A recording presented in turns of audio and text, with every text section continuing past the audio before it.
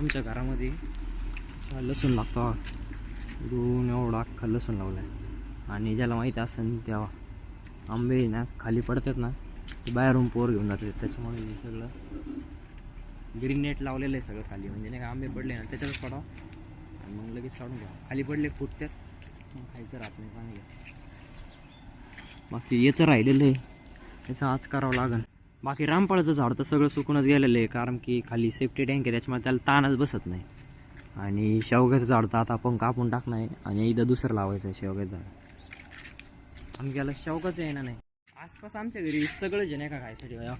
कढीपत्ता आहे, परत आंब्याचे झाड आहे, परत लसूण लावलेलं आहे, परत पुदिना आहे आणि अजून शेवग्याचं झाड आहे, रामफळ आहे, मागं मिरच्या लावलेल्या आहे आणि इथं गवतीच्या आहे. परत म्हणजे आसपास सगळेच आता फक्त राहिलेलं आहे अद्रकच नाही लावायचं राहिलेलं आहे. अद्रक आणि इथंच लावलं जाणार आहे आता अद्रक. लिंबू पण आहे, अद्रक लावायचं फक्त. बदामाचं झाड पण आहे एवढं मोठं, त्याला बदामच नाही राहिले. पण कधी जर गॅसची कमतरता जाणवली ना, एवढं सगळे लाकडं. इथं एक चूल केलेली आणि इलेक्ट्रिक चूल आहे.